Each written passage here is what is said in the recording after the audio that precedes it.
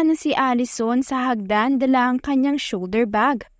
Nang bigla siyang makarinig ng kaluskos mula sa kusina, dahilan kaya napalingon siya dito. Napasalubong ang magkabilang kilay niya ng maaninag ang tila aninong kumikilos mula sa kusina. Ibinaba niya ang kanyang bag at sa kamarahan na tinumbok ng dahan-dahan ang bukana ng kusina. Maingat niya itong sinilip. "Sino ka? At anong ginagawa mo dito sa kusina namin?" Nakakunot ang noong tanong ni Allison. Sandaling huminto ang binata sa kanyang ginagawa at saka siya tumayo ng tuwid.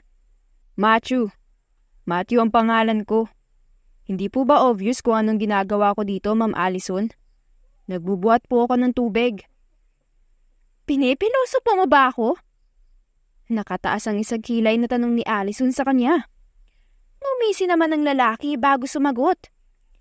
"Sinasagot ko lang po ang tanong niyo, ma'am. Ngayon, kung mamarapatin niyo po, ipagpapatuloy ko na po ang aking ginagawa." Inikot ni Allison ang kanyang mata saka siya tumanikod. Maglalakad na sana siya nang muling magsalita si Matthew.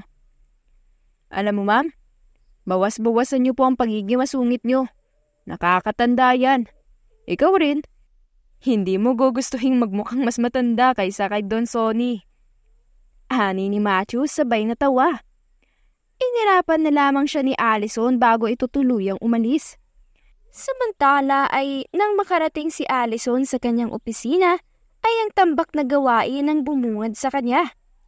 Idagdag pa ang patong-patong na papeles sa lamesa niya na siyang mas lalong nakapagpadagdag sa init ng kanyang ulo. Paupo pa lamang si Allison nang pumasok ang sekretarya niya. Inabot nito ang panibagong folder. Dahilan naman para mairita ng lalo si Allison. Binungangaan niya agad ang babae. "I'm waiting for your presentation.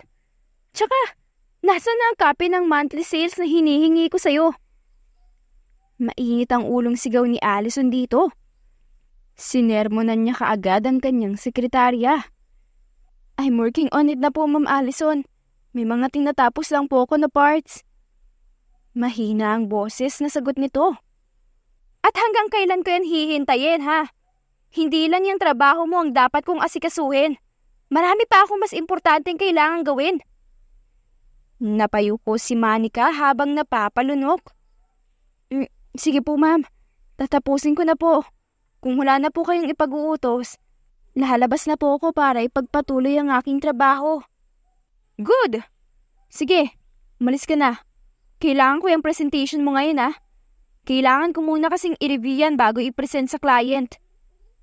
Lumunok si Monica bago sumagot. "Sige po, susubukan ko po." "Susubukan? Huwag mong basta subukan lang. Gawin mo. Gawin mo ang best mo. Binabayaran kita para dyan, hindi ba?" Diretso ang tingin na sambit ni Allison sa kanya. "Sorry po, ma'am." Mahinang sambit ni Monica. "Maiwan ko na po kayo, Ma'am Allison. Magtatrabaho na po ako." Nakatungong nilisan ni Monica ang opisina ng boss niya. Bumuntong hininga siya matapos makalabas. "Oh, Monica! Anong nangyari sa'yo? Mukhang haggard na haggard ka yata ngayon, ah. Hindi ka ba natulog kagabi?" "Natulog naman ako kahit papaano, Ate Maningning. Kaya lang, hindi ganoon kahaba. Tinapos ko pa kasi yung presentation na pinapagawa ni Ma'am Allison." "Presentation? Ito ba yung nasa new product na i-release by next week?" "Iyon nga po. Napuyat nga po ako eh. Pero kinulang pa rin ng oras. Hindi ko pa rin po natapos. Sermon tuloy ang inabot ko kay ma'am." Paliwanag ni Monica sa katrabaho niyang si Maningning. Ilang araw ba kasi ang binigay niyang palugit sa'yo para gawin niyang presentation na yan?" 3 araw. Napailing si Maningning dahil sa kanyang narinig. 3 araw? Grabe naman. Akala ba ni Ma'am Allison ganun lang kadali gumawa ng presentation? Kung ako nga noon, halos pigain ko na yung utak ko. Ubus na yung brain cells ko pero yung presentation ko, hindi ko pa rin matapos.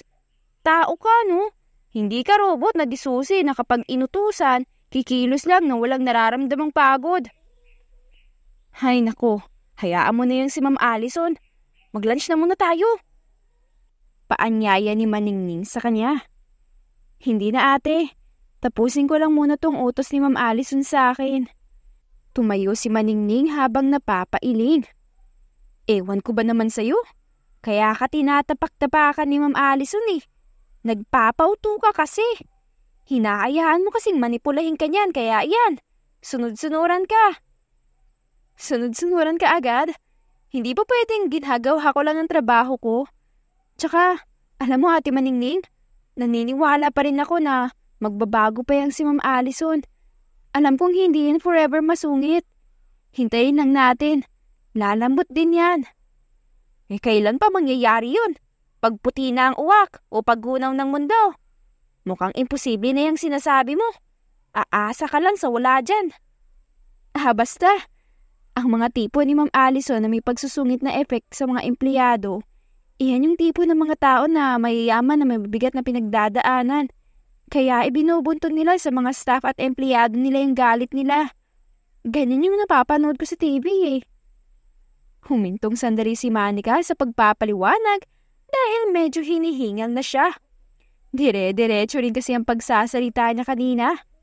Makikita mo Ate Maningning. Patutunahin ko sa'yo na may dahilan kaya naging masungit yang si Ma'am Allison. Patutunahin ko sa'yo na tama ang lahat ng tinuran ko. Bahala ka. Desisyon mo yan ha. Huwag mo kong sisisihin kapag pumuti na ang mata mo dyan kakahintay. Humisi na lamang si Manika.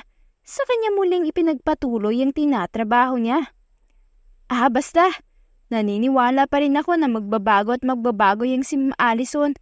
Hindi man ngayon, alam kong darating ang oras na may darating para palambutin muli ang puso niya. O baka nga dumating na, pero hindi pa lang niya nakikita. Samantala, abala naman si Allison sa pag-check ng mga papeles na nasa lamesa niya. Nang biglang mag-ring ang cellphone niya, kaya irritable siyang tumayo para sagutin ito. Hello? Malamig na bungad niya. Nasaan ka? Nandito ako sa information desk. Nahihiya ako magtanong eh. Oh, come on, Bethany. Nandito ako sa office ko. Ang dami ko na nga paperworks ngayon tapos dumadagdag ka pa.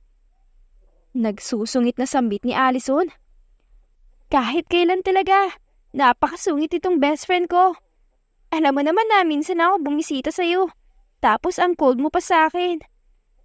Paanong hindi kita susungitan? Nasa kasagsagan ako ng pagdatrabaho tapos tatawag ka. Tatanungin lang ako kung nasaan ako. Samantalang nasa information desk ka naman. Nanggagago ka ba? Allison, kumalma ka nga. Paakyat na ako. Hintayin. Hindi na natapos pa ang kanyang sasabihin nang patayin ni Allison ang tawag niya. Kamot ulo siyang nagreklamo habang naglalakad patungo sa elevator. Kung hindi ko lang talaga kilala tong si Allison mula pagkabata, aakalain ko talaga na pinaglihis siya sa sama ng loob. Napakasungit eh. Matapos marating ang elevator, ay maswerteng bumukas agad ito. Nakapasok agad si Bethany at narating ang office ni Allison makalipas ang ilang minuto. Hoy best friend! What's up? Bungad ni Bethany. Malayo pa ako ay ramdam ko ng mainit ang ulo mo. Ano naman bang problema mo dyan? Ang daming pendings. May mga orders from our suppliers na hanggang ngayon hindi pa rin dumadating. Nai-stress na ako. Nakakapagod maghintay ah. Palagi ka namang stress eh. Why don't you relax? Tara, libre ko. Nakangiting paanyaya ni Bethany sa kaibigan niya. Ngayon ka pa talaga nagyaya no? Marami kaming rush orders. May mga bultuhan ring i-deliver. Kaya hindi ako pwedeng umalis. Si Daddy nga busy rin sa pag-aasikaso. May meeting yata siya ngayon with board members. Ako kaya? Kailan kaya ako magiging aligaga ng kagaya sa'yo? Yung sugar daddy ko kasi ayaw niya akong payagan na magtrabaho. Kaya ito, buhay prinsesa ang peg ko ngayon. Proud pang usal ni Bethany habang may ngiti na matamis sa kanyang labi. Sugar daddy? Ngumisi si Allison bago muling ipinagpatuloy ang kanyang sinasabi. If I were you, magsisikap na lang ako. Kaysa ganyan na umaasa ka pa sa iba. Kapag nawala yan, paano ka? Ngayon pa lang dapat ay nagsisikap ka na. Huwag mong sanayin ang sarili mo sa ganyan. Wow ha, nagsalita ang hindi ko makapit sa daddy. Magulang ko yun, no? Parents ko. At ito, negosyo namin to. So wala naman sigurong masama kung tutulungan ko sila. Isa pa, heiress ako. Ako ang nag-iisang tagapagmana ng mga Villa Cortez. Tama lang na i-expose ako sa business industry. Kaya kung hindi mo maabot ang estado ng buhay ko, well, magsipag ka at huwag umasa sa iba. Mas masarap tamasahin ang tagumpay na pinaghirapan mong makuha. Oo na, sige na. You are lecturing me again, Ma'am Allison. Komento ni Bethany, sabay na pahagalpak ng tawa. Oo nga pala, may nabanggit sa akin si Daddy tungkol sa parents mo. Anong nangyari? Biglang tanong ni Allison. Ah, yun ba? Naayos na yun. Muntik na raw kasi silang takbuhan ng clients, kaya nagpatulong sa daddy mo. Paliwanag ni Bethany. Bakit hindi ka sa akin lumapit? Tingin mo ba hindi kita kayang tulungan? Grabe ka naman, hindi sa ganoon. Sadyang alam ko lang na busy ka, kaya hindi mo maaasikaso. Tsaka stress din ako eh. Ayokong sabayan ng init ng ulo mo dahil baka mag-friendship over tayo bigla. Pero maayos naman na. Kung may problema ka, magsabi ka naman kasi. Tutulungan naman kita eh. Masungit lang ako pero hindi naman masama ang ugali ko. Handa naman akong tumulong lalo na kapag kailangan mo. Okay na nga. Ito naman, huwag mo nang intindihin yun. Ani Bethany. She cleared her throat bago maupo sa upuang nakapwesto sa harap ng mesa ni Allison. Hindi kita maaasikaso. Ang dami ko kasing ginagawa ngayon. Kung gusto mo, mag-ikot ka na lang ng mga malls dyan. Huwag kang mag-alala dahil sagot ko. Dalhin mo na lang yung card ko. Ano ka ba? I came here to visit you. Ikaw ang pakay ko at hindi ang mga paninda sa mall, no? Ikaw bahala. Basta ako, nag-i-insist ako ah. Lumipas ang maghapon, ay sinamahan pa rin ni Bethany si Allison kahit hindi na siya nito maasikaso. Tapos idadagdag pa ang pagsusungit nito sa kanya. Patapos na sa kanyang nire-review na papeles si Allison nang kumatok ang sekretarya niya. Natapos ko na po yung presentation, Ma'am Allison. Gumawa na rin po ako ng printed version for you to review. Nailagay ko na rin po sa files niyo ang additional copies for safety purposes. Okay. Malamig na tugon ni Allison. Ilang sandali ring nanatili si Monica sa kanyang kinatatayuan. Nang mapansin ni Allison ito, ay kinwestiyon niya ang kanyang sekretarya. Ano pang tinatayo-tayo mo dyan? Are you expecting me to thank you for doing your job? Hindi ba't binabayaran kita para magtrabaho ka sa akin? Sambit ni Allison sa pinakamasungit na boses na kaya nito. Hindi naman po sa ganun, ma'am. Akala ko po kasi... Utal na wika ni Monica. Akala mo ano? Na magpapasalamat ako. Hindi ako ganun, no? Kaya umalis ka na. Get out of here and do your outside jobs. Irritabling inikot ni Allison ang magkabila niyang mata, habang si Monica naman ay nakatungong lumabas sa opisina niya. She was expecting me na magpapasalamat ako? Sino ba siya? She was just my secretary, no? Bayad ang serbisyo niya. Ang pagpapasalamat ay para lang sa mga taong walang pambayad. Sambit muli ni Allison bago tapusin ang trabaho niya. Kinagabihan ay pagod na umuwi siya sa bahay nila. Nang magtungo siya sa kusina para kumuha ng tubig, ay nakita niya ang kanyang ama na umiinom ng champagne sa bar counter ng kusina nila. Mukhang exhausted ka. Ayos ka lang ba, anak? Wika ni Sonny matapos mapansin ang itsura ng kanyang anak. Hindi ko alam, Dad. Ang alam ko, gusto ko lang magpahinga ngayon. Pagod na ako. Gusto mo bang kumain? Sasabihan ko si Manang na ipaghanda ka ng hapunan. Umiling si Allison bilang sagot. No, thank you, Dad. I'm full. Gusto ko na lang talaga magpahinga. Pagkatapos magsalita ni Allison ay tahimik niyang kinuha ang pitsil na babasagin sa fridge. Oo nga pala, Allison. I heard from a source na mahina na raw ang profit ng kumpanya nila Drake. Yung cheater mong ex-boyfriend. Bakit hindi tayo mag-celebrate? Hinaharap na nila ngayon ang karma nila. Celebrate? May ngisi sa mga labi ni Allison habang nagsasalita. Kulang pa yung pagbagsak ng kumpanya nila bilang kabayaran sa ginawa niya sa akin. Halos nawala na sa akin ang lahat. Muntik nang gumulo ang mundo ko dahil lang sa ginawa niya. Tapos yun lang ang magiging kapalit. Magtiwala lang tayo sa proseso, anak. Pwede namang one karma at a time. Hindi ko na alam, Dad. Hanggang ngayon, hindi ko alam kung okay na ba ako. Or I'm still in the process of healing. Ang hirap makalimot. Lalo na't palagi niyong binabanggit yung tao na yun. Allison, I know what you're doing, Dad. Kunwari kapag galit ka lang sa kanya. Pero ang totoo, gusto mo pa rin siya dahil gusto mong kamkamin ng mga pag-aari nila. Matapos magsalita ni Allison, ay ininom niya ang tubig sa baso na isinaling niya. Mali ka nang iniisip, Allison. Anak kita. And of course, sa iyo ako. Bakit ko naman kakampihan ng lalaking nanloko sa anak ko? Siguraduhin mo lang, Daddy. Hindi ako magdadalawang isip na bitawan ng kumpanya mo. Lalo na kapag nalaman ko na nakikipagtransaksyon ka pa rin sa pipitsuging kumpanya nila. Inikot ni Allison ang kanyang mata sa kanyang ama, saka nito nilisa ng kusina. Pag-akit niya sa kanyang kwarto, ay naupo siya sa kama.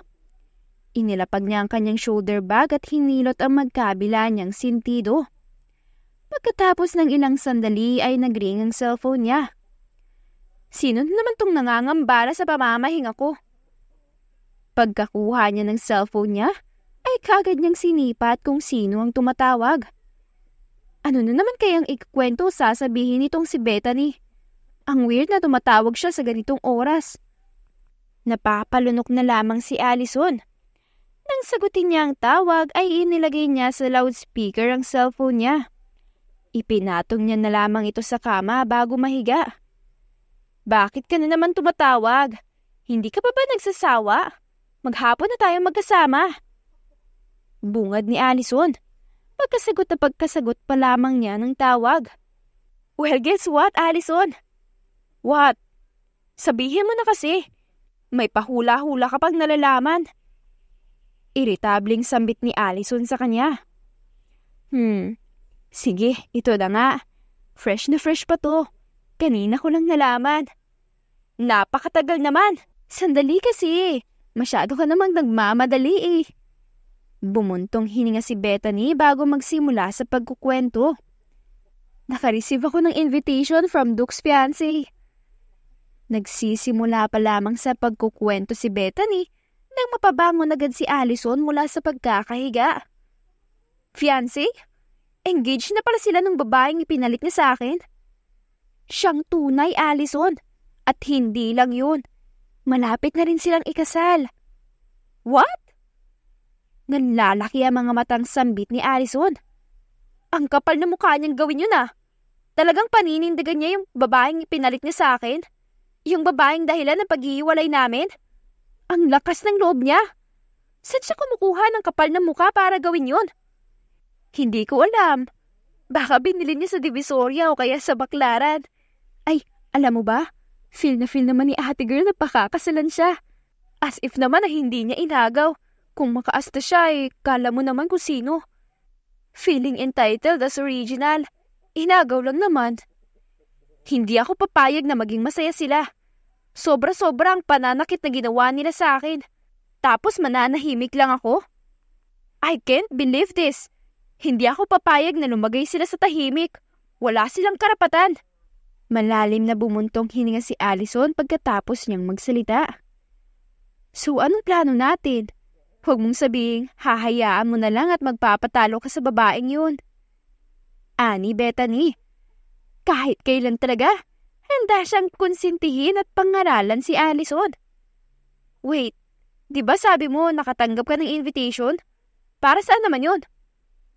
Usisa ni Allison. Engagement party. At mukhang engrande. Sagot naman ni Bethany. Ngumisi si Allison bago siya magsalita. At saan sila kukuha ng budget? Kasi base sa narinig ko, hindi na bumibenta yung kumpanya nila, Dok. Hindi na kagaya ng dati na talagang nag-uumapaw ang grasya at benta nila. Narinig ko nga rin yung balita niyon, Allison. Sabi pa nga sa article, matapos bitawan ng Villa Cortez ang partnership with their company, nagkandaleche-leche na raw. Well, hindi naman yung fake news, no? Buti naman at tuluyan ang tinalikuran ni Daddy ang mga taong wala namang utang na loob. Buti at hindi na siya nakipag-negotiate sa mga taong yun. So anong plano mo? Guguluhin mo ba ang engagement party nila? Mag-i-intrude ka ba? Tanong ni Bethany. Gawain ba yan ng mga magaganda? Sayang naman ang ganda ko kung ibebelong ko lang sa kanila. Ano ngang plano mo? Hindi ba't niloko nila ako? Iyon na ang gagawin ko para hindi matuloy ang kasal nila. Hindi ako papayag na ako lang ang magiging miserable. Dapat sila din. Final na yan? Basta, kung may maitutulong ako sa'yo, sabihan mo ako ha. Gigil din ako dyan sa fiancé ni Duke na yan. Galit ako sa mga agaw kaya isinusumpa ako rin siya. Sige na, sige na. Oo, sasabihan na lang kita. Magpapahinga na ako. Marami pa akong gagawin bukas eh. Paalam niya dito. Sige best friend, pupuntahan na lang. Hindi pa tapos ang kanyang sasabihin nang patayan na naman siya ng tawag ni Allison. Sira ulo talaga yung babae na yun. Pagkatapos ko siyang bigyan ng bad news, papatayan na lang ko ng tawag. Baliw talaga yun. Kinabukasan, ayaw nang magtungo ni Allison sa opisina dahil medyo masama ang pakiramdam niya. Pinilit pa rin niyang pumasok dahil marami pa rin siyang gagawin. Habang inilalabas ni Allison ang kotse niya, ay may L3 na nakaharang sa gate. Sino ba yung paharang-harang sa daraanan ko? Paalisin niyo nga yan! Sigaw ni Allison, saka pa ulit-ulit na pinindot ang busina ng kotse niya. Nagdi-deliver po ng tubig yan, Ma'am Allison. Wala akong pakialam kung sino man yan. Kapag hindi siya umalis, babanggain ko yung pipitsuging sasakyan niya. Napalunok na lamang ang nasabing gwardya dahil sa takot na baka totohanin nga ng malditang amo niya ang kanyang sinabi. Agad siyang sumunod sa sinabi ng kanyang amo at agad na pinagsabihan ng nagdadrive ng nasabing L3. Matthew, pasensya ka na pero pakiurong mo na muna tong sasakyan mo. Mainit ang ulo ni Ma'am Allison. Kaya iurong mo ang sasakyan mo para makalabas siya. Mukhang hindi maganda ang gising ng senyorita ng mag-asawang Villa Cortez ah. Nagsusungit na naman eh. Gumisi ang nasabing gwardya bago sumagot. O siya, sige na. Umurong ka na at mukhang nagmamadali si Ma'am Allison ngayon. Tumango ng may ngiti si Matthew bago niya inabante ang sasakyan niya. Nang makaurong si Matthew ay umusad naman si Allison. Sunod-sunod niyang binusinahan si Matthew bago umalis. Mas lalo lamang siyang gumaganda kapag nagagalit siya. Nakangiting saad ni Matthew. Bumabahan na rin siya matapos magsalita. Kuyang guard, ipasok ko na ba sa loob? Ah, oo. Pakipasok na lang. Pero teka ilan ba yung i-deliver mo? Kadi-deliver mo lang rin kahapon, hindi ba? Hindi naman yata papasok si Don Sonny ngayon. Si Madam Sinaida lang kasi ang umalis ngayon eh. Saad nung guard habang tinitingnan ng diretso si Matthew. Nag-message sa akin si Don Sonny eh. Tubig daw ulit. Tsaka, nakakahiya kung ipapasok ko pa ang sasakyan ko. Bubuhatin ko na lang ng paisa-isa ang mga galon. Sambit ni Matthew sabay ngiti. Kahit kailan talaga, napaka-humble mo. Kilala ka naman ni Don Sonny ah. Kapag nakita ka niyang naghahatid ng tubig, paniguradong makikilala ka nun. Baka nga hindi ka napagbuhatin nun eh. Baka ipabuhat na lang yan sa mga boy sa loob. Ngumisi si Matthew bago sumagot. Kuya guard naman, kaya ko naman to mag-isa. Tsaka nakakahiya din. Trabaho ko to tapos ipapagawa ko sa iba. Maling-mali na yata yun. Ay nako, o siya, pumasok ka na nga. Baka marami ka pang ipag-deliver. Tumango si Matthew bago magsalita. Sige Kuya Guard, simulan ko na ah. Kagaya ng sinabi ni Matthew, ay sinimulan na niya ang paghahakot ng galong-galong tubig patungo sa loob ng mansyon. Sa likod bahay pa siya dumaan gaya ng kanyang nakasanayan. 10 galon lang rin ang binuhat ni Matthew, kaya normal lang na nakaramdam siya ng pagod. Nagpasya siyang maupo na muna mag-isa sa upuan sa kusina. Dapat pala tinanggap ko na lang ang alok ni Kuya Guard. Nakakapagod tuloy magparuot pa rito para lang maghakot. Usal ni Matthew at tumungo agad siya sa lamesa para lamang maibsan ang pagod niya. Makalipas ang ilang sandali, ay nagpa siyang bumaba si Sonny upang magtimpla ng kape. Ayaw niyang iutos ito sa kanyang mga katulong dahil kaya niya naman itong gawing mag-isa. Nang magtungo siya sa kusina, ay napaatras siya nang makitang may nakatungo sa lamesa. Dahan-dahan niya itong nilapitan at saka kinalabit sa balikat. Hinambaan niya rin ito nang papalag siya kung sakaling manlalaban ito. "Sino ka? Anong ginagawa mo dito sa kusina ko?" Tanong ni Sonny sa binatang dahan-dahang bumangon mula sa pagkakatungo. Nang humarap si Matthew, ay akmang sasaktan pa siya ni Don Sonny. Buti na lamang at naawat niya pa ito. "Sandali lang po, Don Sonny. Ako po to, si Matthew. Yung delivery boy po ng tubig nyo." Nakataas ang magkabilang kamay na usal ni Matthew na animoy sumusuko. "Nako, pasensya ka na. Ikaw pala yan. Akala ko naman kung sino na." Hindi sumagot si Matthew. Kumamot lamang siya sa kanyang ulo. "Bakit ka kasi nandito? Anong ginagawa mo? Bakit ka nakatungo dyan?" Lumunok si Matthew bago magpaliwanag. "Kakatapos ko lang po kasi maghakot ng tubig, Don Sonny. Napagod lang po ako kaya nagpahinga ako sandali." "Bakit hindi ka kumuha ng tubig? Nagdi-deliver ka pa naman ng tubig tapos hindi ka umiinom." Wika ni Sonny sakang umisi. "Nako, nakakahiya naman po. Bayad niyo po ang bawat patak ng tubig na dinala ko rito. Wala po akong karapatang uminom doon. May malamig na tubig sa dispenser. Doon ka na lang sana uminom kung sakaling nauuhaw ka." Sambit ng Ginoo. "Nakakahiya po, Don Sonny. Hindi naman po kasi ako ganun. Mas nais ko pong magpaalam muna kung sakaling may gusto ako." Ngumiti si Sonny sa kahinimas ang ulo ni Matthew. Ginulo nito ang buhok niya. "Nakakatuwa ka naman. Gusto kita." Tiningnan ng mapanghusgang tingin ni Matthew si Sonny. Saka siya bahagyang ngumisi. "Ikaw, Don Sonny, may isang anak ka na. Gumaganyan ka pa. Bakit hindi mo sinabi na bakla ka pala?" Mapang-asar ang tono na pananalita ni Matthew. Kaya mas lalong napatawa si Don Sonny. "Palabiro ka pala," ani Sonny habang nakangisi. "Ang ibig kong sabihin, ang gaan ng loob ko sa iyo. Kaya gusto ko ang presensya mo. Pakiramdam ko ang bait-bait mo." Linawin niyo po kasi, Don Sonny. Akala ko naman po kung ano na eh. Napapakamot po tuloy ako sa ulo ko na hindi naman nangangati dahil sa sinabi niyo sa akin. O siya, kung gusto mo ng tubig, kumuha ka na lang dyan. Kung nagugutom ka, huwag kang mahiyang kumuha ng kahit na anong gusto mo. Maupo ka na muna Magtitimpla lang ako ng kape. Ikaw ba? Gusto mo rin ba?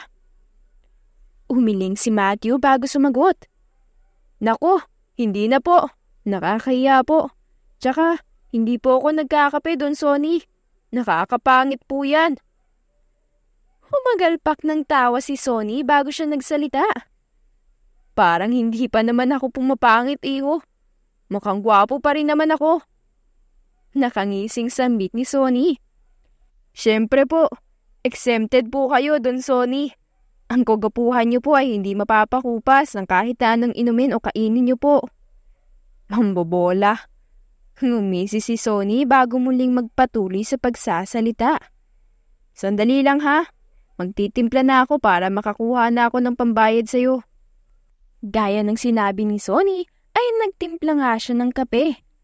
Pagkatapos niya umakyat siya para kumuha ng pambayad kay Matthew. Makalipas ang ilang minuto, "Ito na ang bayad ko." Wika ni Don Sonny, sabay inabot ang 1,000 kay Matthew. Nako Don Sonny, wala po ba kayong barya? Kayo po kasi ang buena mano ko kaya wala pa po akong isusukli sa'yo. Sa'yo na yung sukli, iho. Bayad ko na yan sa abala na ginawa ko sa'yo. Abala? Hindi din naman po ako na abala, Don Sonny. Sandali lang po ako at magpapalit lang po ako sa labas. Tumalikod na si Matthew. Lalabas na sana siya nang hawakan ni Sonny ang balikat niya. Iuwi mo na yung sukli. Dalan mo na lang ako ng extra na tubig sa susunod kung ayaw mo yang tanggapin.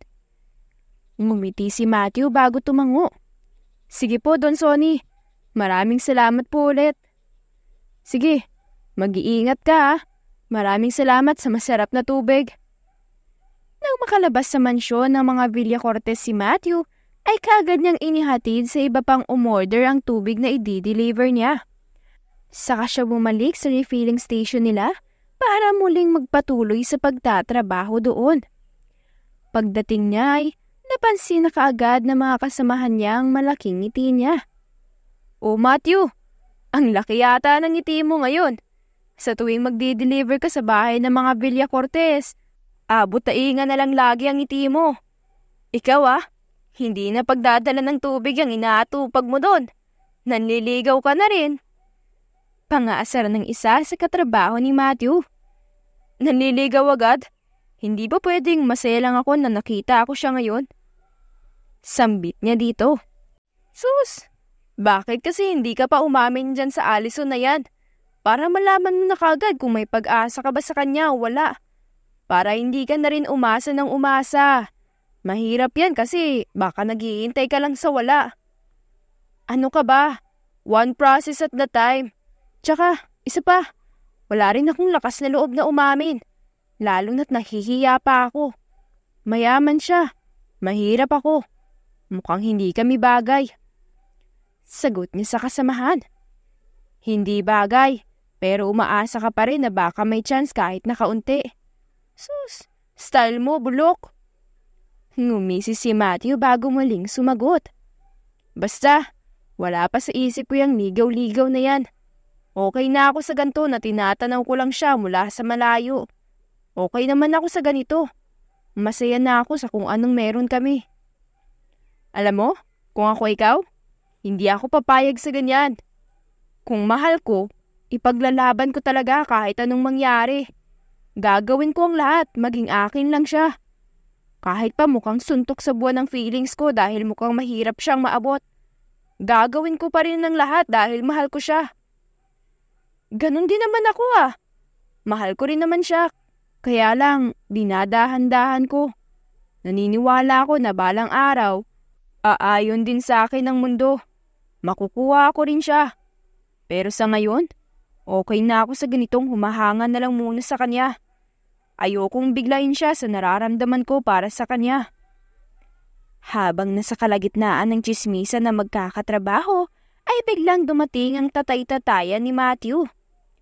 Kayong dalawa, kalalaki niyong tao, puro tsismis ang inaatupag niyo. Magsibalik na nga kayo sa kanya-kanya niyong trabaho. Sus, parang di naman nanggaling sa pagkabinata, tatay. Parang hindi ka nagpakatanga sa babae Iyang pagiging tanga, nilampasan ko yan. Hindi ko tinambayan. Itong si Matthew, tinatambayan Tingnan mo, umaasa lang siya. Ngumisi si Matthew kasabay ng pag-iling niya. Si tatay talaga, palabiro. Wala namang masamang umasa at maghintay. Malay mo, lumihis ng kaunti si Cupido at mapana niya si Miss Allison para sa akin. Di masaya, hindi ba? Umiling na lamang ang tatay-tatayan ni Matthew sa kanya. Tinapik pa nito ang balikat ng binata bago magsalita. Ito ay payo lamang bilang tatay-tatayan mo bilang nagpalaki sa iyo Walang masamang umasa at maghintay. Basta, siguraduhin mo lang na worth it yung paghihintay mo. Ayokong makita kang umiinom sa dilim at hinihitit ang sarili mong usok habang sinisira mo ang sarili mo. Tinuruan nga kitang ipaglaban ang nararapat, pero siguraduhin mong tama lang na ilaban hanggang sa dulo ang babaeng yan. Oo naman tay. Naniniwala ako na tama lang na ipaglaban ko si Allison. Crush na crush ko yun eh.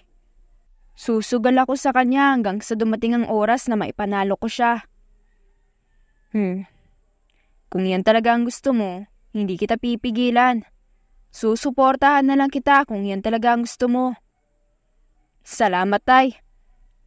Tumango si Matthew, saka siya tumulong sa pag-refill ng mineral sa mga galon.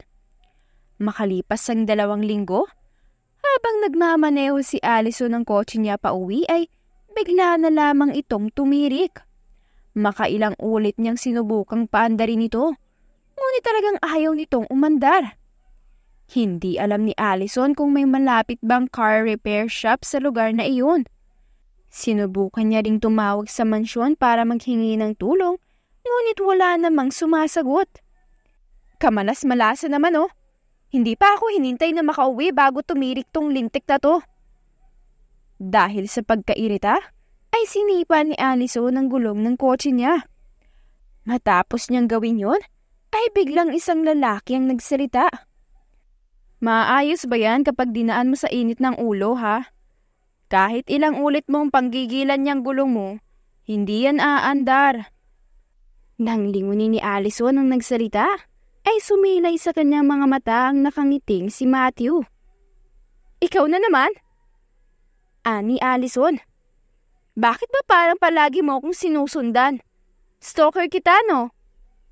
Lalong lumaki ang ngiti ni Matthew matapos marinig ang sinabi ni Allison. Lumapit pa siya ng kaunti kay Allison bago siya muling nagsalita. Paano kung sasabihin kong oo? Lula ng pilyong ngiti ay tiningnan ng diretso ni Matthew si Allison. Bigla namang nakaramdam ng pagkailang ng dalaga. Napapalunok siya kasabay ng malalim niyang pagbuntong hininga. Huwag kang lalapit, sisigaw ako. Ngumisi si Matthew. Imbis na sundin ang sinabi ni Allison, ay taliwas sa sinabi nito ang ginawa niya. Ang kulit mo talaga, sisigaw na talaga ako. Magsisigaw na si Allison nang bigla siyang pagbantaan ni Matthew. Sige, kapag sumigaw ka, hahalikan talaga kita. Ani Matthew habang suot ang pilyong ngiti niya. O bakit hindi ka sumisigaw?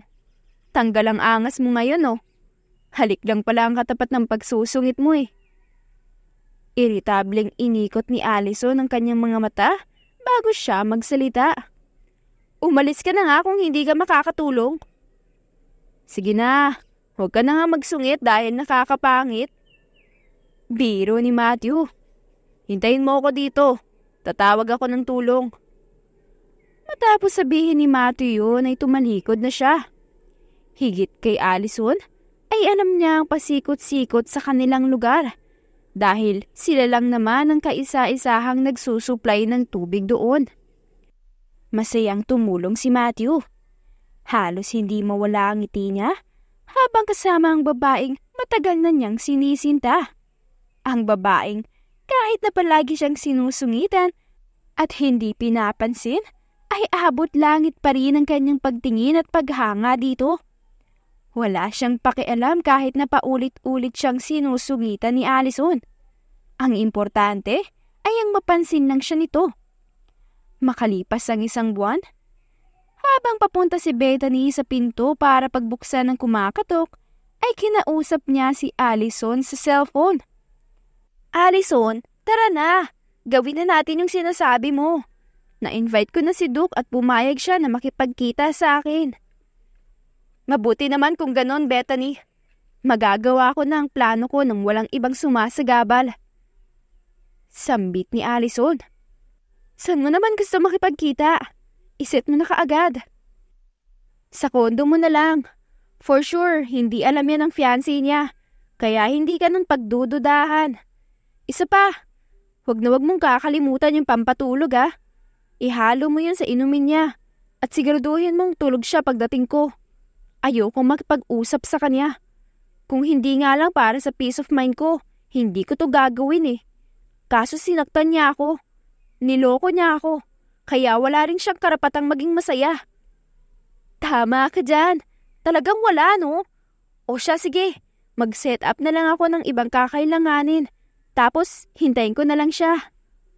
Okay, ikaw nang bahala dyan.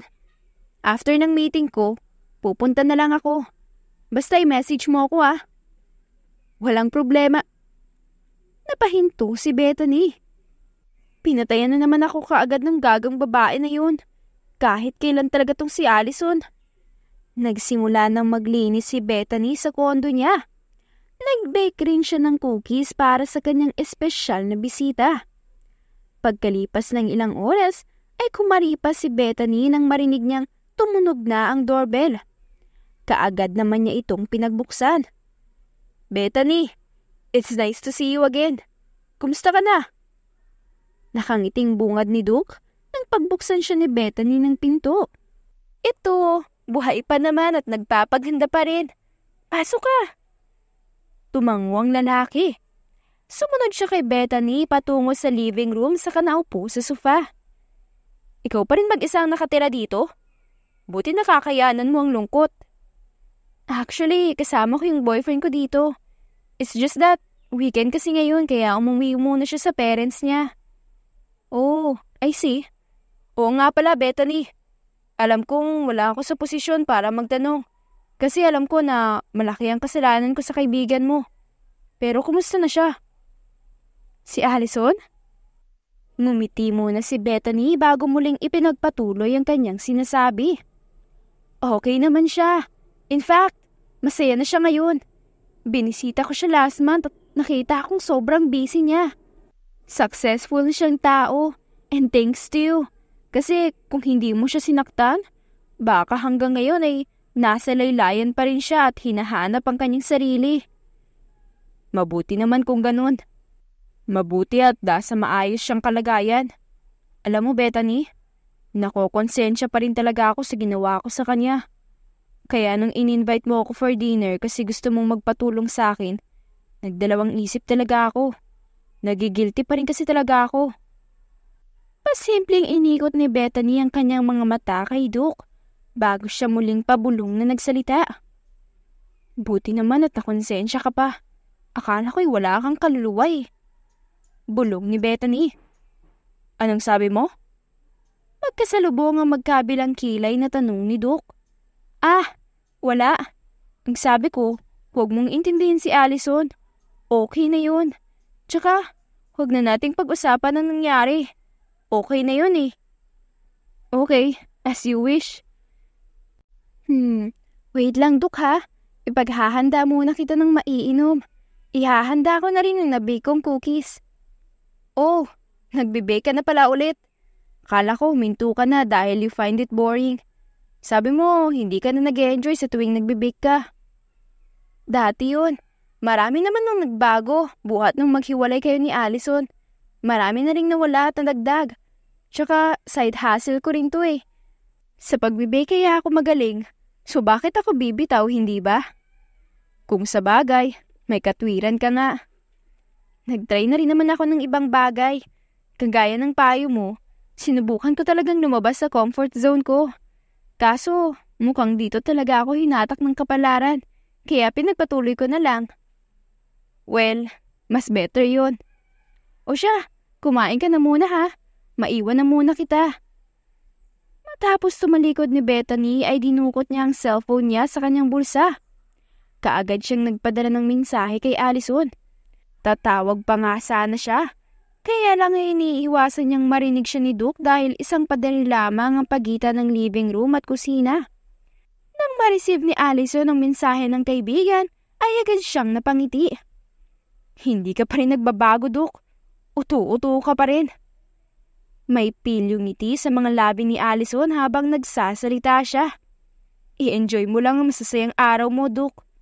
Dahil sisiguraduhin kong huli mo na yan. Tinapos na ni Allison ang meeting niya. Samantala, habang nagtitimpla ng juice si Bethany ay inihalo na niya ang pampatulog sa inuming juice na para kay Duke. Nakangiti pa siya habang dahan-dahan itong hinahalo. Gusto mo ng tulong, Bethany? I can come there para ako na mismo ang magdala dito. Hindi na, Duke. Thank you. Bisita ka. Manatili ka lang dyan at ako nang bahala. Hindi na sumagot pa si Duke. Habang si Bethany naman ay inilagay na ang juice na tinimpla niya. Kasama na rin ang plate of cookies sa tray saka ito binuhat papunta sa living room. Sa totoo lang, sa sobrang busy ko ay ngayon lang ako pumirmi dito sa kondo ko. Marami rin kasi ako inaasikaso, kaya madalang na rin ako mag-bake. You should try it. Masarap yan. Ngumiti si Duke bago sumagot. Alam ko naman yun, no? Ito kaya ang palagi nating merienda noong kami pa ni... Nang huminto si Duke, ay ngumisi si Bethany at tiningnan ng dating nobya ng kanyang kaibigan sa mata. Nung kayo pa ni Allison? Oo. Nahihiyang sagot ni Duke. It's okay. Wala na rin namang kaso sa akin ng nakaraan. Pero alam mo, masaya ako para sa iyo. In-invite ako ng girlfriend mo sa engagement party niyo, ha? Buti wala siyang issue sa akin. Alam naman siguro niya na best friend ako ni Allison, hindi ba? Na-inform mo naman siguro siya? Tumango ng may kasamang ngiti ang siyang naging tugon ni Duke sa sinabi ni Bethany. Wala namang problema sa fiancé ko actually. Okay lang rin naman sa kanya na maging close friends tayo. Alam niya rin kasi na isa ka sa matalik na kaibigan ko, kaya okay lang sa kanya. Hindi siya nagsiselos?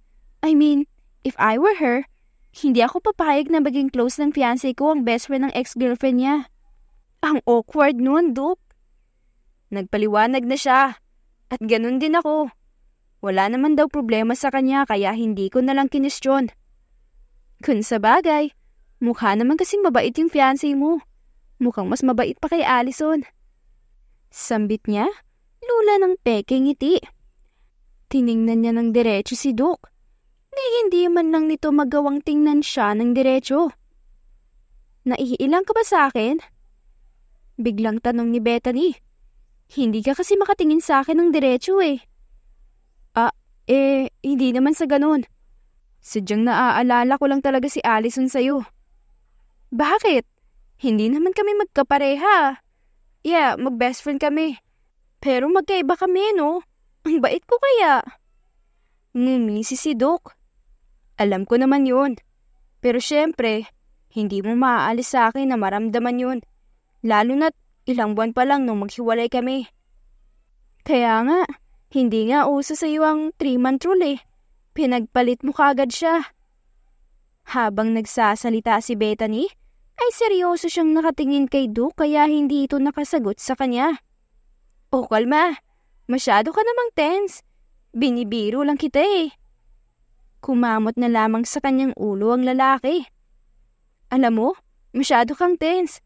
Uminom ka na nga lang muna. Matapos magsalita ni Bethany ay kinuha niya ang baso niya.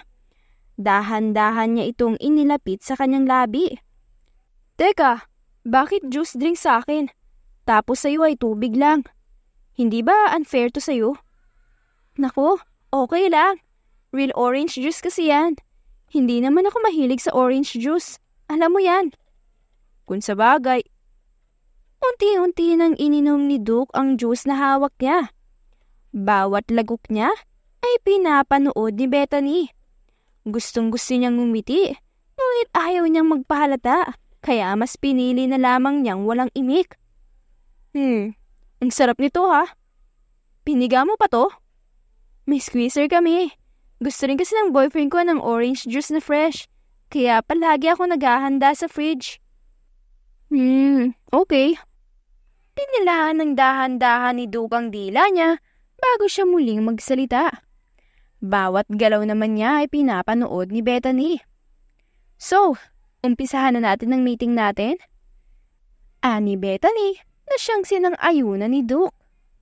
Kapag ba nagsimula kaming mag-invest sa company niyo, anong be-benefit na makukuha namin? First, you must sign the contract. Kailangang may kontrata pa, maging legal ang proseso. Habang tumatagal, ay unti-unting bumagal ang pagsasalita ni Duke. Dahil doon ay ngumiti si Bethany ng palihim bago tanungin si Duke. Duke, ayos ka lang ba? Bakit ganyan ka magsalita? Nahihilo ako, Bethany. Hihilutin pa sana niya ang kanyang sentido nang bumagsak siya sa sofa na kasalukuyan niyang inuupuan. Upang makasiguro na tulog na nga si Duke, ay tumayo pa si Bethany para lamang subuking gisingin ito. Duke, okay ka lang ba? Duke, wake up! Ang paulit-ulit na binabanggit ni Bethany pero hindi naman bumabalik ang malay ni Duke. Success ang unang plano, kaya naisipan na niyang tawagan si Allison. Nang tumawag siya, ay eksakto namang tumunog ang doorbell. Finally, ani Bethany, saka naglakad patungo sa pinto. Ano nang nangyayari sa kanya? Nakatulog na ba? Oo, Allison. Eksakto ang pagdating mo. Nakatulog na siya sa sofa. Allison wore a devilish smile matapos niyang marinig ang sinabi ng kaibigan. Maraming salamat, Bethany. Hindi ito magiging posible kung hindi dahil sa tulong mo. Siniguro ko talaga na makakatulog yan. Kahit ang cookies na binigay ko sa kanya, hinaluan ko rin ng pampatulog para lamang masiguro na makakatulog talaga siya. Umarap si Allison kay Bethany. Matalino ka talaga. Gusto ko yan. Ngumiti si Bethany ng pagkalaki-laki dahil sa pupuri ng kanyang kaibigan. Magsimula na tayo mag-set up. Kumilos na ang dalawa. Ibinabanan ni Allison ang shoulder bag at inayos niya ang pwesto ni Duke. Isandal mo yung ulo ni Duke sa upuan, tapos sumakay ka. Alam ko ang gagawin ko, Bethany. Hindi mo kailangan turuan. Alam ko na. Masungit na usal ni Allison. Okay, sige. Bilisan mo't baka magising pa yan. Kumilos na si Allison. Nasusuka man ay hinalik-halikan niya si Duke. Ginawa niya ang lahat upang magmukhang gumawa sila ng something intimate ni Duke. Mula sa sofa, lahat na yata ng parte ng kondo ni Bethany ay matyaga niyang kinaladkad si Duke para lamang isagawa ang plano niya. Maging ang kama ay hindi niya rin pinalampas. Hubarin ko na ang damit ko at ganun din ang pants ni Duke. Hindi pa tapos sa pagsasalita si Allison nang dugtungan ng suwestyon ni Bethany ang sinasabi niya. Much better kung hanggang tuhod lang, Allison. Para magmukha na hindi na talaga kayo makapagpigil. But the question is, willing ka ba na sumakay sa ibabaw niya for the sake of revenge? Kaya mo bang sikmurain? Handa akong gawin ng lahat. Magtagumpay lang ako sa gagawin ko. O siya, sige na. Gawin mo na, best friend. Pero ito ha, huwag mo nang subukang ma-attach ulit sa lalaking yan. Alalahanin mong niloko ka lang yan. Lumunok si Allison. Sa kanya dahan-dahan na hinubad ang damit at itinira na lamang ang bra niya. Hindi na nag-aksaya pa ng oras si Allison. Kumilos na siya kaagad. Nang hubarin niya ang pants at ang underwear ni Duke, ay bahagya siyang natulala. Ang laki naman pala ng alaga ni Duke. Hindi na nakapagtataka kung bakit ang kapal na mukha niyang mambabae. May pagmamalaki naman pala. Ani Bethany. Napatingin sa kanyang bigla si Allison. Watch your mouth, please. Kung pwede lang. Baka pinutol ko na yan. Bumisi si Bethany. Huwag naman. Minsan din yan naging sayo, no? Shut up! Hindi ako makapag-concentrate sa mga sinasabi mo. Sorry. Napakagatlabi na lamang si Allison. Lumingon siya kay Bethany nang makita niya ang hudyat nito na pwede na. Nagsimula na nga siya. Dahan-dahang gumiling si Allison sa ibabaw ng mahigpit na natutulog na si Duke. Samantala, hindi naman maiwasang mapangiti at mapailing ni Bethany. Pakiramdam niya ay isa siyang camera woman sa isang porn site na veterano sa pagkuha ng nude videos na ipopost para pagkakitaan.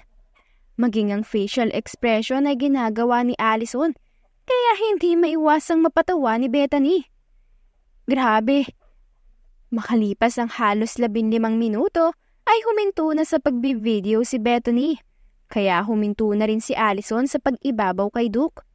Kagatlabi siyang bumaba sa ibabaw ni Duke at pagbaba niya ay muling nakita ni Bethany ang dating bumubukol lamang sa brief ng lalaki.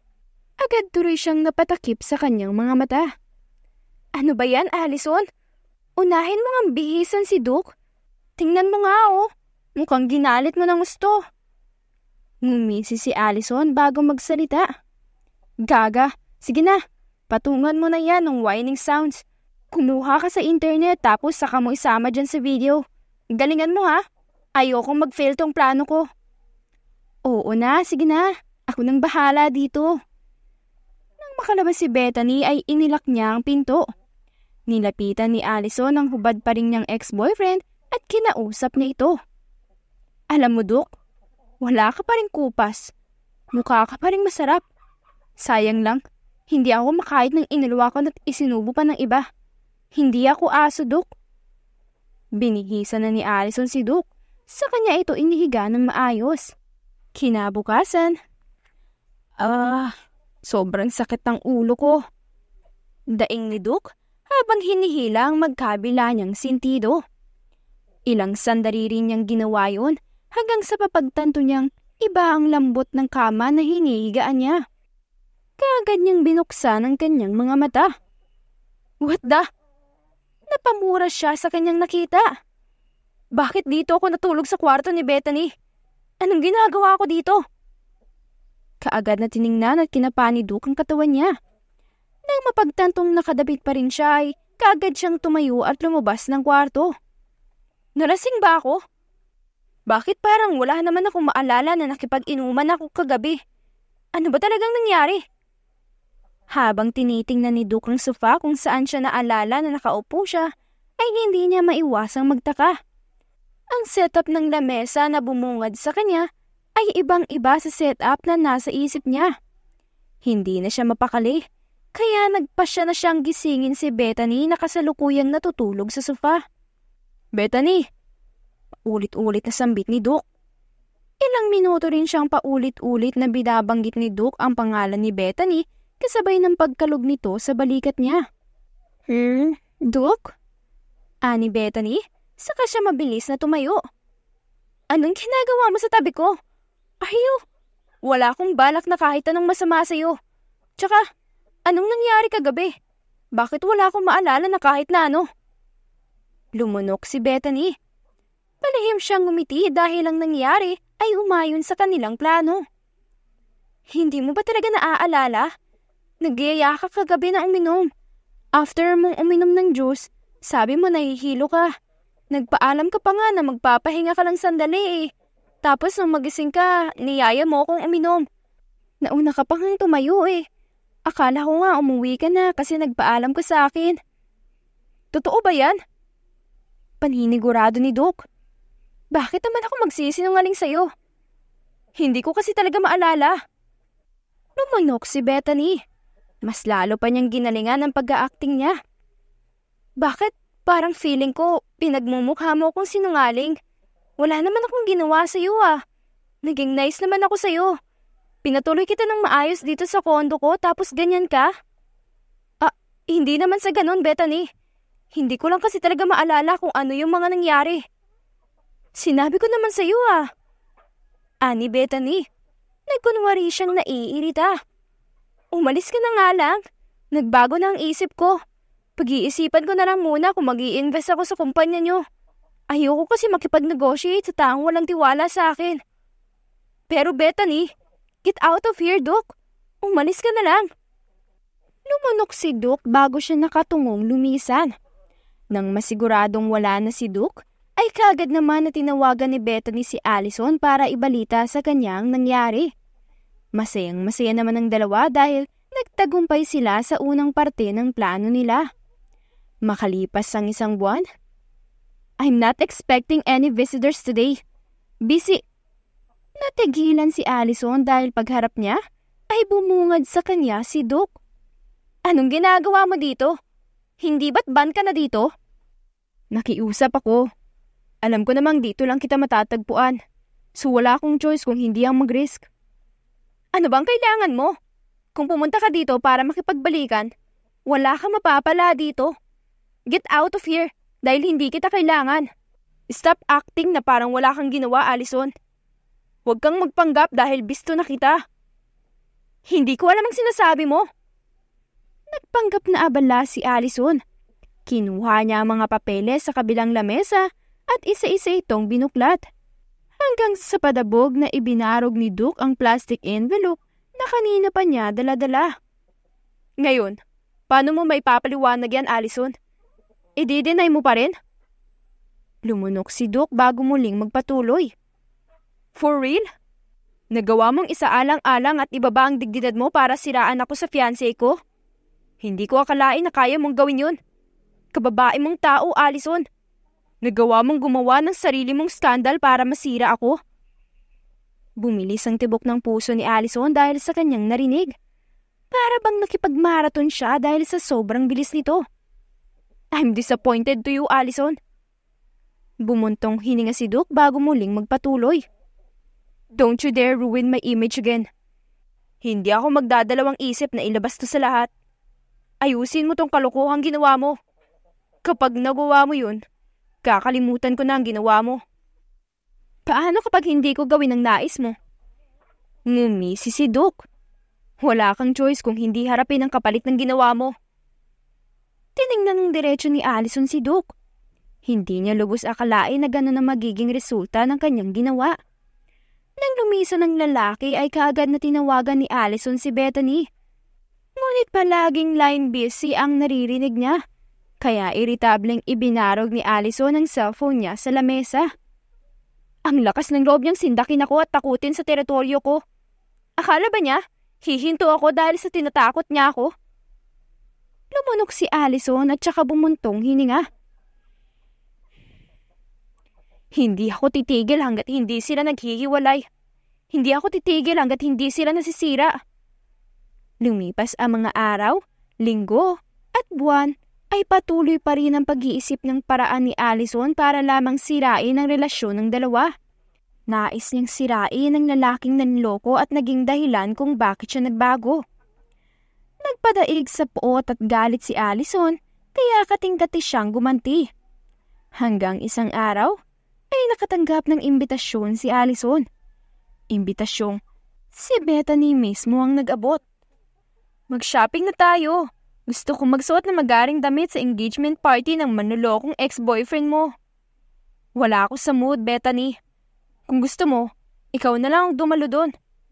Pero Allison, ang tagal nating pinlano to, hindi ba? Hindi naman pwedeng basta na lang tayong susuko.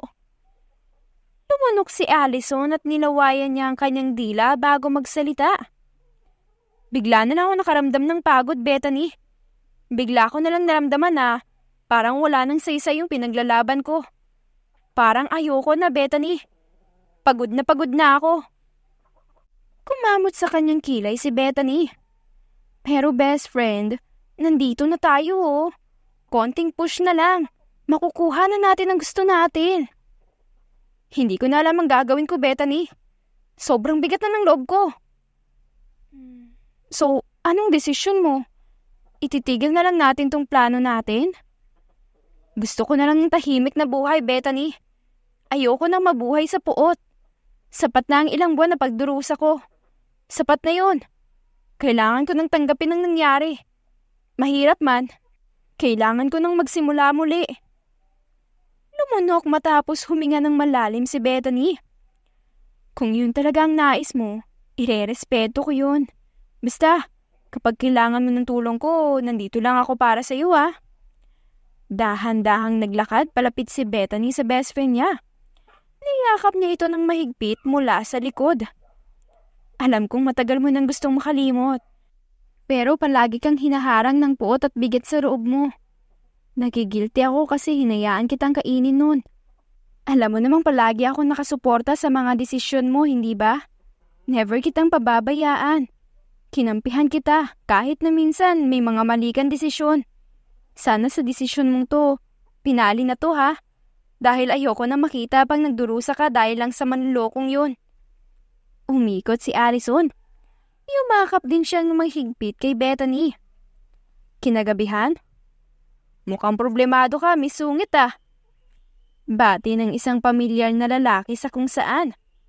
Nang lingunin nito ni Allison ay nakita na naman niya si Matthew. Ikaw na naman? Hindi mo ba talaga ako lulubayan? Inis na saad ni Allison habang naka-cross arm pa ang magkabilang braso. Wala naman akong ginagawa sa iyo, Ma'am Allison. Ang bait-bait ko nga eh. Wala akong tinatapakan na tao. Bakit nandito ka na naman? Huwag mong sabihin, magde-deliver ka na naman ng tubig. Ang dami na naming tubig dito. Kaka-deliver mo lang ah. Si Don Sonny ang nag-uutos nito. Dadalhin yata sa office niyo ang iba. Kaya dito ang dami niyang binibili. Paliwanag ni Matthew. Hindi na umimik pa si Allison. Naiinis siyang nilisan ng kusina habang si Matthew naman ay natutuwa dahil nasilayan na naman niya ang nag-iisang anak na mga Villa Cortez. Makalipas ang isang linggo, ay sumapit na ang araw ng engagement party ni Duke at ng fiancé nito. Nasaan ka na? Akala ko ba pupunta tayo sa engagement party ni Duke? Napabalikwas si Bethany sa sofa dahil sa kanyang narinig. Halos mahulog na nga siya dahil doon. Tama ba ang narinig ko? Gusto mo nang pumunta sa engagement party ni Duke? Hinipo ni Bethany ang ulo ni Allison. Baka nilalagnat ka ha? Inalis ni Allison ang kamay ng kaibigan bago ito magsalita. Magbihis ka na. Ako na nga nakahanda na. Ngumiti tuloy si Bethany. Sa kanya minadali ang sarili upang maghanda. Makalipas ang 2 oras. Let's go best friend. Baka mahuli na tayo sa engagement party. Hinawakan ni Bethany ang kamay ni Allison dahilan para matawa na lamang ang kaibigan. Makalipas ang halos 1 oras na biyahe patungo sa venue, ay nakarating na rin sila roon ng matiwasay. Bumuntong hininga ng malalim si Allison. Sa kanila sabay na binuksan ng two-way door kung saan ginaganap ang nasabing engagement. Pagpasok nila ay naabutan nilang naghahalikan sina Duke at ang fiancé niya sa stage. Dahil sa nakita, ay parang bumagsak ang mundo ni Allison. Bahagyang nanlambot ang mga tuhod niya. Buti na lamang ay nahawakan siya ni Bethany. Let's get out of here. Umalis na lang tayo dito. Inakay na niya ang kaibigan pabalik sa kotseng ginamit nila. Nang makasakay sila sa kotse ay doon na bumuhos ang mga luha ni Allison. Hinayaan lang naman siya ni Bethany na umiyak ng umiyak. Nang medyo mahimasmasan na, ay nag-aya na pabalik sa kondo si Allison. Si Bethany na rin ang siyang nag-drive para sa kaligtasan nilang dalawa. Bago sila makarating sa kondo ni Bethany, ay tinapik na ni Allison ang braso nito. Uminom tayo. Punta tayo sa bar. I want to party. Gusto kong makalimot, Bethany. Samahan mo akong mag-bar. Sandaling sinulyapan ni Bethany si Allison na nakaupo sa passenger seat. Magkadikit ang 2 kamay nito na tila ba nagdadasal. Sigurado ka ba? Pwede namang sa kondo na lang tayo uminom. May champagne ako doon. Marami rin ako mga expensive wine. Mas better kung doon na lang tayo. Okay, ikaw bahala. Basta, gusto kong malasing ngayon. Tumango si Bethany. Sa kanya agad na pinaharurot ang kotseng sinasakyan nila. Makalipas ang halos 1 oras na pagdadrive, ay narating na nila ang kondo ni Bethany. Reckless driver ka pala. Hindi pa ako lasing pero nahilo na ako sa pagmamaneho mo. Reklamo ni Allison habang hinihilot ang kanan niyang sintido. Sorry naman. Inom na rin kasi ako kaya nagmadali na ako. Usal ni Bethany sabay natawa. Hindi na kita kailangang i-assist ha. Kaya mo na yan. Ikaw na ang maglabas ng mga gusto mong inumin natin. Magbibihis lang ako sa taas. Walang emosyong sinulyapan ni Allison ang kaibigan bago ito dumiretso sa kwarto para magbihis na din. Paglabas ni Bethany sa kwarto niya, ay napakamot na lamang siya sa ulo. Hindi naman ito nangangati, ngunit napakamot siya nang makitang nagsisimula ng uminom si Allison sa sofa. Anak ng tokwa ka talaga, hindi mo man lang ako hinintay. Akala ko pa naman ay sabay tayong magpapakalasing. Reklamo ni Bethany habang sinasalina ng red wine ang wine glass niya. Just shut up and drink, Bethany. Gusto kong maranasan yung tipong halos gumapang na ako pa uwi dahil sa kalasingan. Umiling si Bethany dahil sa exaggerated na sinabi nito. Ibinaba niya ang bote ng wine saka inalog-alog ang wine sa loob ng baso. Baliw ka talaga. Huwag sana ako makatikim ng sermon kay Tito Sonny kapag nangyari yun. Tama na ang daldal. Uminom ka na. Pero sahang inangat ni Allison ang wine glass ni Bethany. Kaya napilitan na itong uminom kaagad. Tahimik na nag-inom ang dalawa. Halos sabuti na rin sila ng madaling araw. At kapwa lasing na rin ang dalawa dahil sa kanilang ininom. Uuwi na ako, Bethany. Salamat sa pagdamay mo sa akin, ha? Wika ni Allison. Nakakatayo pa naman siya, pero hindi na ganoon katuwid. Mag-ingat ka, ha? Tawagan mo ako kapag nakauwi ka na. Nakagulapay ng wika ni Bethany. Ipinikit na niya ang kanyang mga mata at saka napasalampak ang sarili sa sofa. Habang si Allison naman ay pagewang-gewang na naglakad palabas. Grabe, lasing na lasing ako. Gagarotehin kaya ako ni Daddy kapag nakita niya akong ganito. Tumatawang wika ni Allison sa kanyang sarili. Nang marating niya ang kotse niya ay kaagad na siyang nag-drive pa uwi. Dahil lasing na lasing at halos wala nang makita, ay mabagal lamang ang pagmamaneho ni Allison. Papikit-pikit na rin siya ng mga oras na yun. Pagkatapos ng araw na to ay kakalimutan na kita, Dok. Tapos na tayo. Hindi na ako masasaktan pang muli. Paalam. Habang kinakausap ni Allison ang kanyang sarili, ay umalingaw-ngaw sa paligid ang nakakabinging ingay ng busina ng malaking truck. Hanggang sa ang huling nakita na lamang ni Allison ay ang unahan na truck na babangga na sa kaniya. Pinilit umiwas ni Allison, ngunit hindi niya na nakontrol ang pagliko ng kotse niya dahil sa mabilis na pagpapatakbo ng truck driver. Makalipas ang 3 araw, dahan-dahang iminulat ni Allison ang kanyang mga mata at saka dahan-dahang kinapa ang kanyang ulo. Nasaan ako? Anong ginagawa ko dito? Tanong ni Allison sa kanyang sarili habang hinahawakan ang bawat parte ng katawan niya. Anong nangyari sa akin? Habang naguguluhan si Allison, ay si Matthew naman ay kasalukuyang nakatungo sa hospital bed, kung saan kasalukuyang nakahiga si Allison. Naalimpungatan siya, kaya kaagad siyang napabangon at laking tuwa niya nang makitang gising na ang babaeng ilang araw na niyang binabantayan. Sino ka? Tanong ni Allison habang tinitingnan ng lalaking kasalukuyan pang nagkukusot ng kanyang mga mata. Ilang sandali pa ay nakita na ni Allison ang lalaking kasama niya sa kwarto. Ikaw na naman? Anong ginagawa mo dito? Ano nangyari sa akin? Bakit ako nandito? Tsaka, bakit ikaw nagbabantay sa akin? Nasaan ang mga magulang ko? Ang yaya ko? Nasaan? Isa-isang tanong lang. Baka bumuka yung tahi sa ulo mo. Ikaw rin, hindi mo gugustuhin lumabas ang utak mo mula dyan sa ulo mo. Biro ni Matthew. Wala akong panahon sa mga hirit mo na yan. Hindi naman nakakatuwa. Ang tanong ko ang sagutin mo.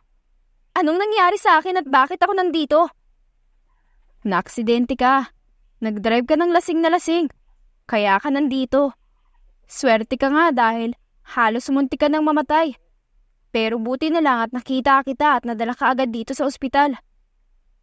Napapalunok si Allison habang isa-isang nag-flashback sa isip niya ang nangyari. Nasaan sina Mami at Daddy? Gusto ko silang makita. Wala ang Mami at Daddy mo dito. Ako lamang ang narito. Tsaka sa akin kay binilin Don Sonny. Binilin? Papaano kapag kakatiwalaan ng daddy ko? Ngumisi si Matthew habang makailang ulit na umiling. Marahil ay sa iyo ay hindi ako nag-exist. Pero kay Don Sonny, sa akong kaibigan.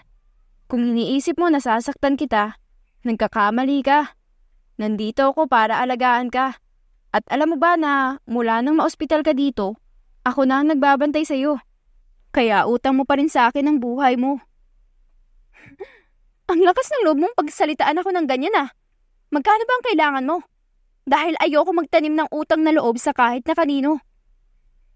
Sa tingin mo ba lahat mabibili mo ng pera? Ikaw nga tong inaalagaan, ikaw pa tong may ganang magsalita ng ganyan.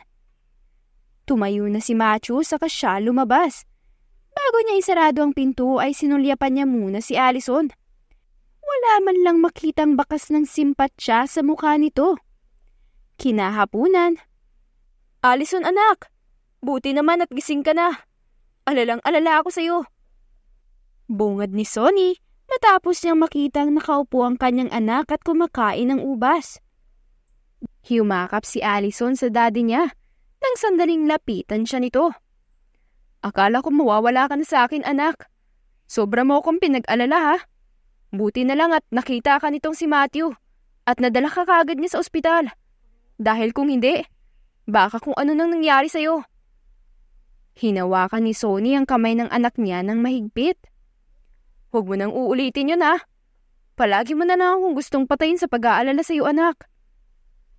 Sorry po dad, hindi na po mauulit. Talagang hindi na mauulit. Dahil mula sa paglabas mo, mananatili ka na lang sa bahay. Kung magtrabaho ka man lang, sa bahay na muna. At itong si Matthew ang siyang magiging tagapagbantay mo. Tagapagbantay? Malakas ang boses na saad ni Allison. Nahihibang ka na ba, Dad? Isang lalaki ang pagbabantayin mo sa akin? Bakit hindi, anak? Mabait si Matthew. Alam kong maaalagaan at mababantayan kanya ng maayos. Alam ko rin natututukan niya ang pag-aalaga sa iyo. Hindi ba, Matthew? Tumango nang may ngiti sa kanyang labi si Matthew. Opo naman, Don Sonny. Ako pong bahala sa anak niyo. Iritabling umiling na lamang si Allison.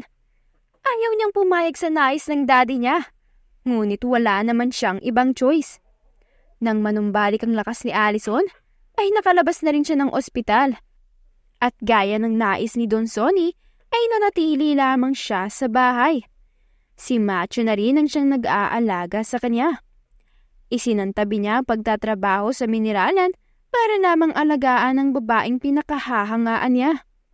Lumipas sa mga buwan, ay unti-unti pang napalapit si Matthew sa babaeng gustong-gusto niya. Hindi gaya noon ay ngumingiti na si Allison sa kanya at kinakausap na rin siya nito ng maayos. Maraming beses siyang nagkaroon ng pagkakataon para aminin sa dalaga ang tunay na nararamdaman niya. Ngunit palagi siyang pinangungunahan ng hiya. Isang hapon, mabuti naman at nakapunta ka, Matthew. Hindi ka ba busy sa mansyon? Naku tatay, busy pa rin kasi tinutulungan ko si Ma'am Allison. Pero palalagpasin ko bang kaarawan mo? Isang beses lang to sa isang taon, no? Ngumiti ang tatay-tatayan ni Matthew sa kanya. Saka nito hinimas ang buhok niya. Ikaw talaga, napakabait mo talagang bata. Kaya gustong-gusto ka ng tatay ni Allison eh. Pero speaking of Allison, ano na bang status niyo? Nanliligaw ka na ba? Ngumisi si Matthew pagkatapos niyang magsalita. Hindi pa po ako nanliligaw. Nahihiya po akong umamin lalo na ngayon at magkaibigan na kami ni Ma'am Allison. Lalo kong nahiya sa kanya. Ano ka ba naman anak? I-take mo na tong opportunity na magkaibigan na kayo. Malay mo, may chance ka pala. Pero hinihintay ka lang pala niya. Ay naku tay, ewan ko sa'yo. Uminom na nga lang tayo. Namiss ko po kayo. Tumawa na lang ang tatay-tatayan ni Matthew sa kanya. Dahil minsan lang makasama ni Matthew ang mga taong importante sa kanya, ay sinulit niya ang bawat oras na magkakasama sila. Magdamag silang nag-inuman hanggang sa abutin sila ng paumaga. Hinatid lamang ni Matthew pabalik sa mansyon ng isa sa mga kaibigan niya. Habang pababa si Allison para kumuha ng tubig, ay natanaw niya si Matthew na pumasok mula sa pinto.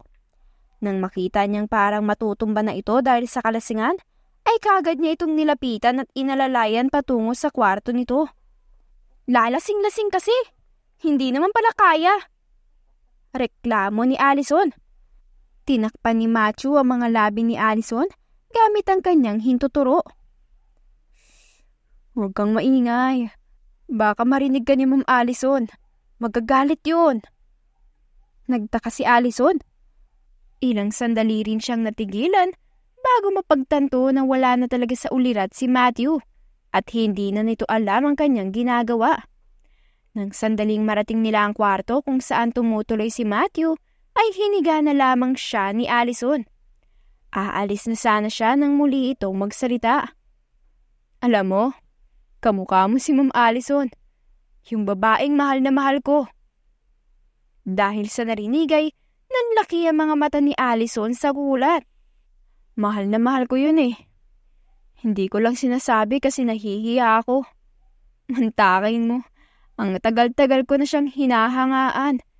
Siya kaya ang puppy love ko.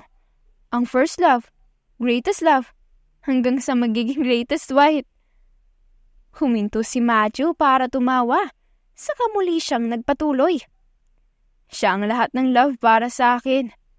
At alam mo, siya lang ang mamahalin ko hanggang sa huling hininga ko. Kahit na ayawan niya pa ako. Nang matapos sa pagsasalita si Matthew ay lumabas na si Allison. Hindi siya makapaniwala sa kanyang narinig. Matapos ang pag-amin ni Matthew ay umiwas si Allison sa kanya. Napansin naman agad ito ni Don Sonny. Anak, may problema ba kayo ni Matthew? Nag-away ba kayo? Ha? Saad ni Allison na kunwari hindi narinig ang sinabi ng daddy niya. Ilang araw ko nang napapansing hindi mo kinakausap si Matthew. May problema ba? Bumuntong hininga si Allison bago sagutin ang kanyang ama. Dad, may kailangan akong sabihin sa'yo. Ano yun anak? Naalala mo pa yung araw na nagpaalam si Matthew sa'yo? Umuwi siyang lasing noon. Tapos umamin siya sa akin na mahal niya raw ako. At matagal niya na raw tong tinatago. Dahil sa sinabi ng kanyang anak, ay otomatikong napangiti si Don Sonny. Sinasabi ko na nga ba eh. Hindi ka po galit? Bakit ako magagalit? Alam kong mabait yang si Matthew. Masayahin pa. Kung tatanungin mo nga ako, boto ako sa kanya para sa'yo. Natahimik bigla si Allison. Bakit anak? Ayaw mo ba sa kanya? Hindi po sa ganun, Dad. Gusto ko rin po siya. Pero natatakot ako. Baka gawin niya lang ulit sa akin ang ginawa sa akin ni Duke. Tumayo si Don Sonny at niyakap ang kanyang anak. Allison, hindi lahat ng lalaki ay pare-pareho. Hindi porkit sinaktan ka ni Duke, ay sasaktan ka rin ni Matthew. Bakit hindi mo subukan? Malay mo, mahanap mo ang saya na dati mo pang ipinagkakait sa sarili mo. Napabuntong hininga na lamang si Allison. Kinagabihan ay nilapitan siya ni Matthew. Sinabi pala ni Don Sonny sa kanya ang lahat ng pinag-usapan nila. At dahil doon ay nabuhayan si Matthew. Agaran niyang sinimula ng panliligaw kay Allison. Makalipas ang 1 taon, pinapatawag mo raw ako, Allison. Pasensya ka na kung ngayon lang ako nakalapit Tinapos ko pa kasi yung isang report na pinapagawa. Hindi na natapos ni Matthew ang sasabihin dahil habang nagsasalita siya, ay bigla na lamang siyang hinalikan ni Allison. Halos malunod nga siya sa halik nito. Bakit mo ko hinalikan? Utal na wika ni Matthew. What do you think? Tayo na? Sinasagot mo na ba ako? Hindi nagsalita si Allison. Ngumiti lamang siya sa kainikot ang mga mata kay Matthew. Wala nang bawian yan Tayo na Lula ng malaking ngiti ay niyakap ni Matthew ng mahigpit si Allison. Nakita rin naman ito ni Don Sonny at ng asawa niya. Grabe ka anak. It took you a year bago ka mag-decide na sagutin itong si Matthew. Ang tagal Nakatawang patutsyada ni Sonny. Kaya nga anak, itong daddy mo, hindi na to nanligaw. Samantalang ikaw, pinatagal mo pa. Tumatawang pang sang-ayon naman ni Doña Zenaida. Ewan ko po ba dito sa anak niyo? Pinatagal pa kahit na mahal niya naman ako.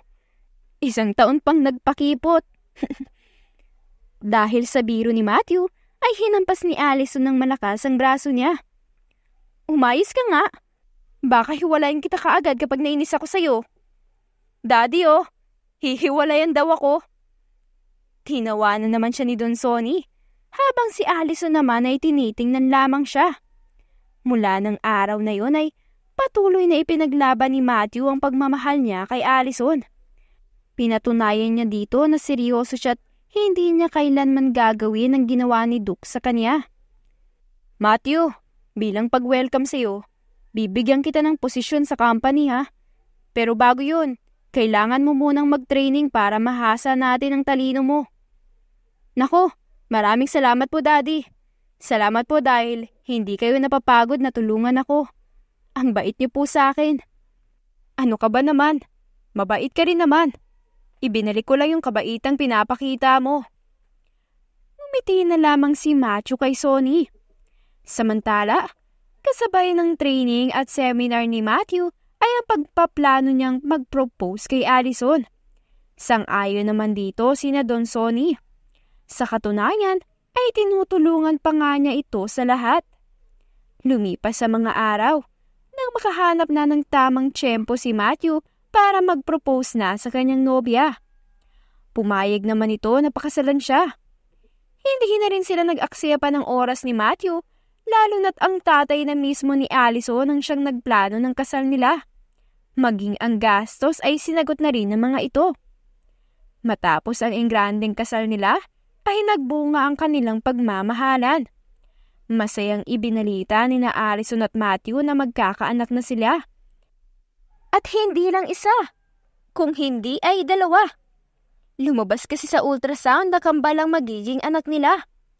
Nang manganak si Allison, ay nagkaroon sila ng prinsipe at prinsesa dahil babae at lalaki ang kanilang naging anak.